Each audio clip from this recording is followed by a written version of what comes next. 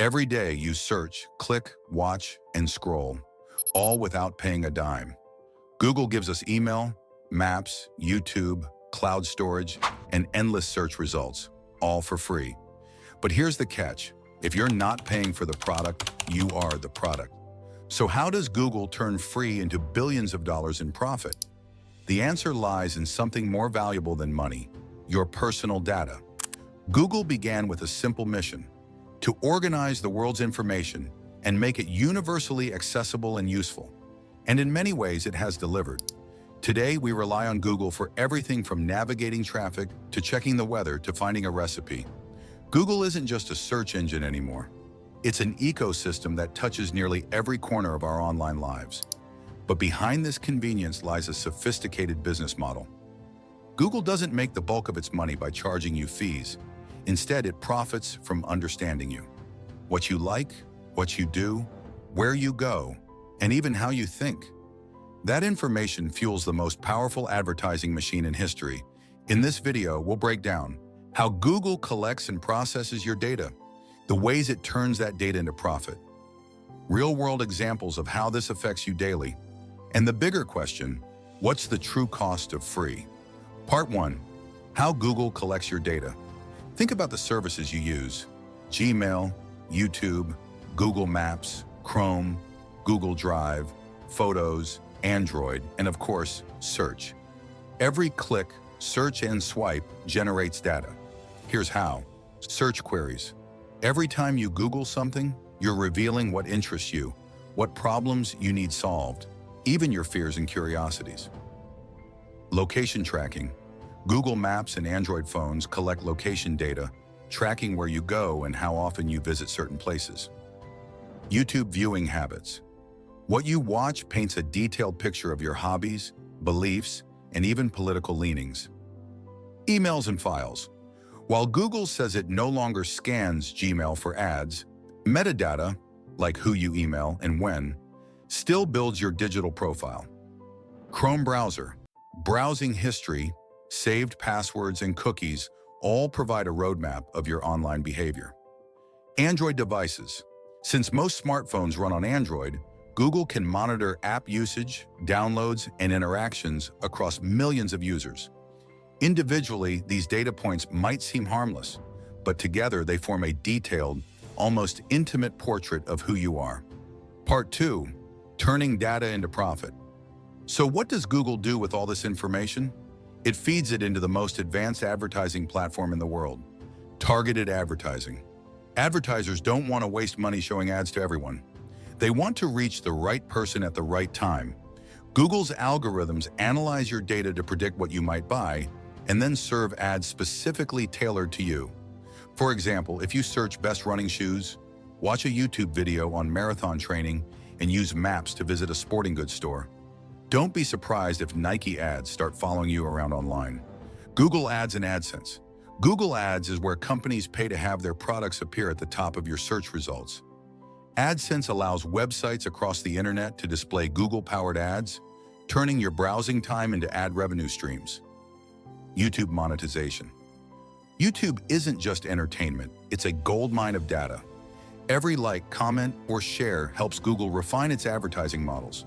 That's why you'll see highly specific ads before, during, or after videos you watch. The auction system. Behind the scenes, Google runs lightning-fast auctions every time you load a page or perform a search. Advertisers bid to show you ads, and the winner's ad appears instantly. This happens billions of times a day. In 2023 alone, Google made over $230 billion from advertising. That's roughly 80% of its total revenue, and all of it comes from data that users willingly, and often unknowingly, hand over. Part 3. Real-world examples of data in action. To make this concrete, let's look at how Google's data practices play out in everyday life. Personalized search results. Two people typing the same query might see completely different search results based on their location, history, and interests. Shopping habits. Google can predict when you're likely to make a purchase and flood you with product ads at just the right moment. Travel and commute. Google Maps doesn't just show traffic, It tracks patterns to predict how long your commute will take, when you'll leave home, and where you might stop along the way. Health and lifestyle. Search for symptoms or watch health-related YouTube videos, and you may start seeing ads for medicine, fitness programs, or even insurance plans. This hyper-targeting creates a sense that Google knows you better than you know yourself, and in some ways, it does. Part 4. The hidden costs of free. Google's services don't cost money, but that doesn't mean they're free. The real price is your privacy, data as currency. Your clicks, searches, and movements are the raw materials. Ads are the finished product. You pay Google with your personal information, loss of anonymity. Over time, Google builds such a detailed profile that anonymity becomes nearly impossible. Even if your name isn't attached, patterns can identify you. Influence and manipulation.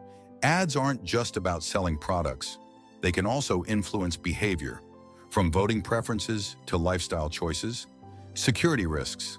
The more data stored, the bigger the target for hackers. While Google invests heavily in security, breaches are never impossible. The filter bubble effect.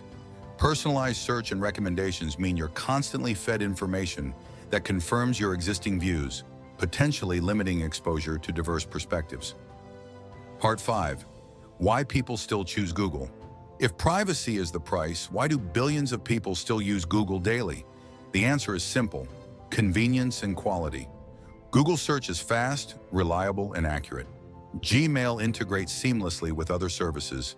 Maps is unrivaled for navigation. YouTube is the largest video platform in the world. For most users, the trade-off feels worth it. Free, convenient tools outweigh abstract privacy concerns, at least until something goes wrong. Part 6. Can you opt out? Is it possible to use Google and still protect your privacy? To some extent, yes. You can adjust ad settings, disable location history, and use incognito browsing. Alternatives like DuckDuckGo for search or ProtonMail for email offer more privacy, but the reality is avoiding Google entirely is extremely difficult.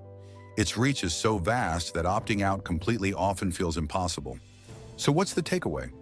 Google's services may not cost money, but they're not free. The real currency is your data. Every search, every click, every moment online. The Tylenol murders changed consumer safety forever. But in the digital age, the way companies like Google operate has changed consumer privacy forever. The question isn't just how much convenience we're willing to trade for free services. It's whether we truly understand the hidden price we're paying. Every time you type into that search bar, you're not just finding answers. You're also feeding a machine that knows you inside out. And while that data fuels convenience, it also fuels profit, to the tune of hundreds of billions of dollars each year. So the next time you enjoy a free Google service, ask yourself, is it really free? Or am I just paying in a different currency, one far more valuable than money?